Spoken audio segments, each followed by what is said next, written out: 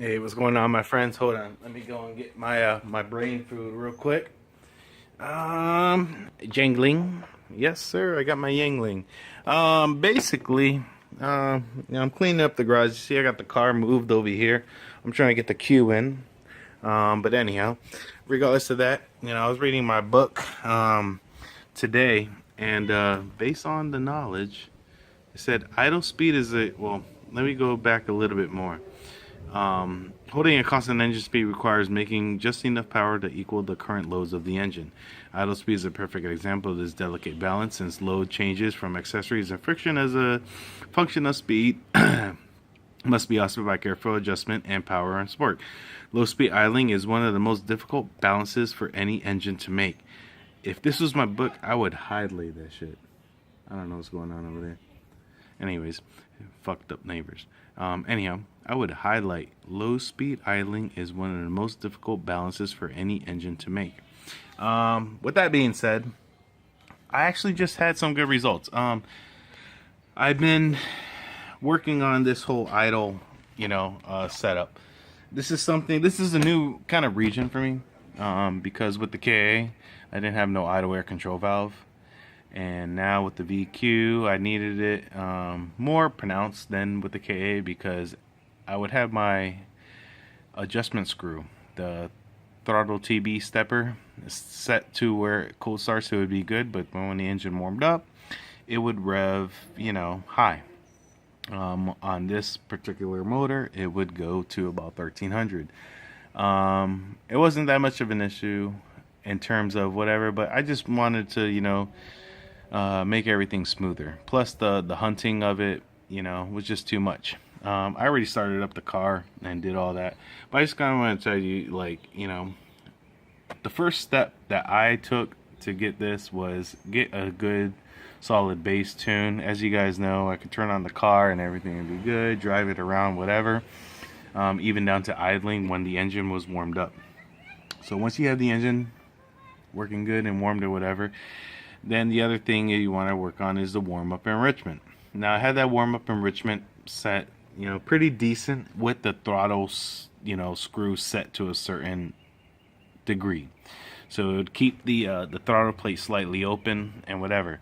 Well, I added the intake the idle air control valve to it, and I completely do not rely on that stepper motor anymore. On that throttle screw anymore. It is the stepper motor that I'm using, the idle air control valve, and you can see from here, I need to, where was my screw? But basically this is one of my plots. I really should do is move a lot of these plots over to the right so I get better resolution, but for right now it's tweaking pretty good. But this is open loop idle warm up. And then even you can see the last plot is 203 degrees. Right here is 203 degrees, and I have a duty cycle of 36.8. So the idle air control valve is open a lot, and it gives me a stable idle. A lot of things that reading from DIY and anything else is that you want to have your open loop set up pretty good, so that when you do the closed loop, that it will be good. Because the other thing that's pertinent to all of this is the air fuel ratio and the timing.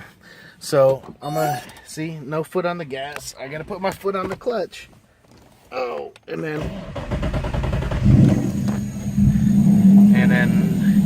there we go. So it's getting, like I said, it's still a work in the thing, but at least I can turn on the car without having to put the gas on to give it some more or whatever, because I don't have that. I have the idle air control valve on now, so it's still hunting. But also, that's also my settings for the taper off in terms of the idle valve. You can have it taper off depending on how many seconds after the car starts to run.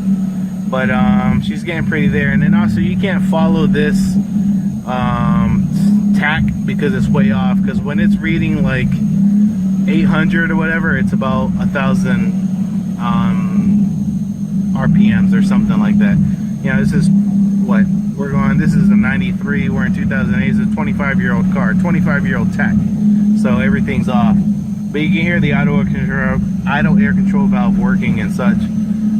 But you know, I just want to kind of, you know, show the results that I've been getting. Everything's, you know, working together. But hopefully I can get that to stabilize. Once it gets to the operating temp of, like, I think it's about like 187 and above, it's solid.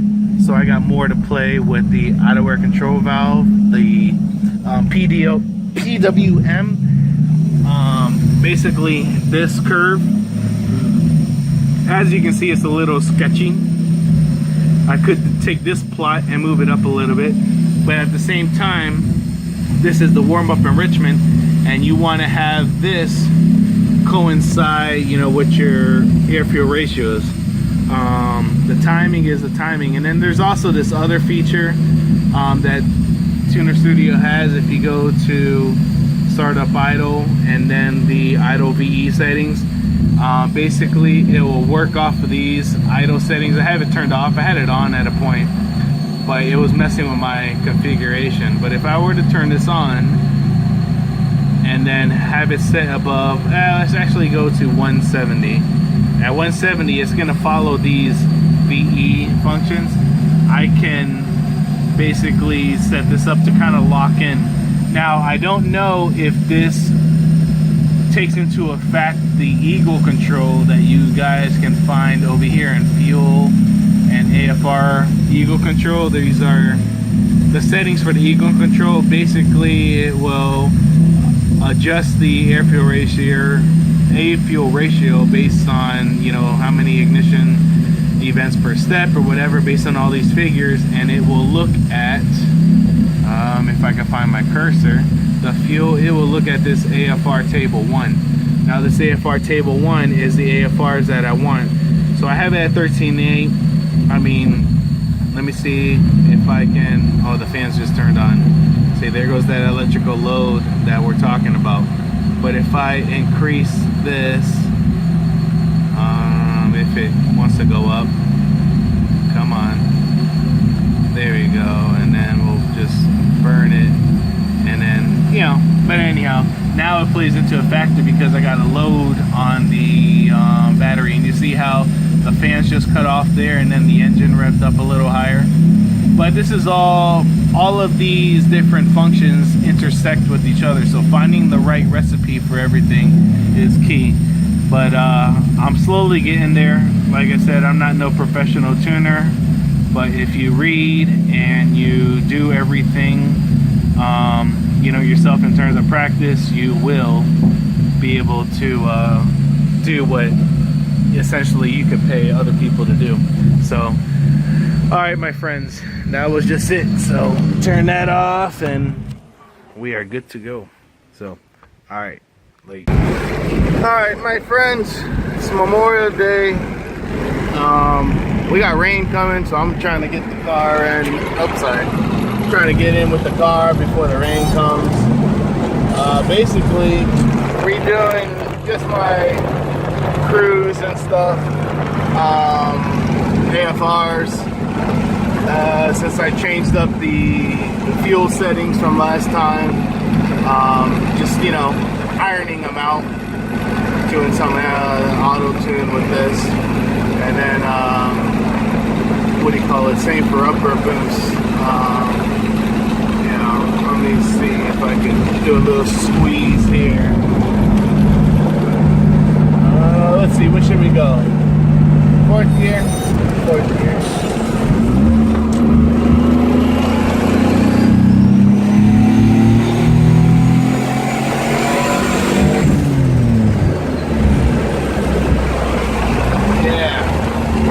Oh man, the drivability with this idle air control valve is, you know, beautiful. I was able to just like keep it in first gear and just roll through the parking lot. Before, without the idle air control valve, it, you know, jerk and do all this craziness. So things are definitely working better.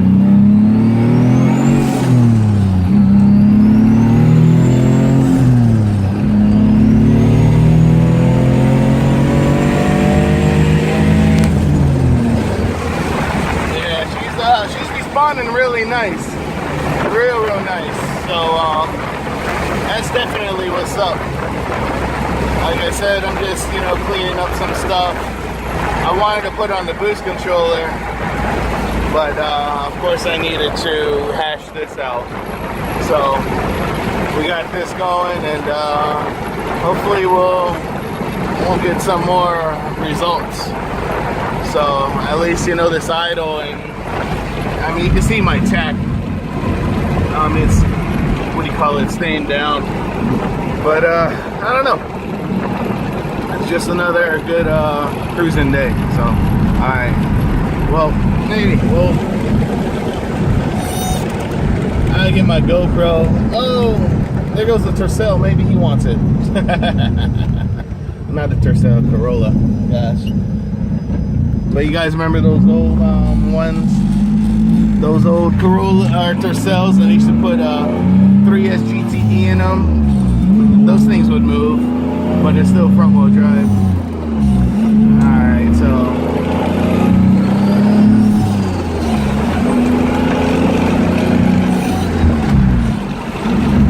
And then now, because of my idle air control valve opened up, like, I'm getting some compressor surge, or, you know, flutter. Sorry, not surge, but yeah, get some flutter. So I'll address that later if I really want, but it's not too big of a deal. But anyhow, yeah, I'm just let go. So I'll see you guys later. Peace.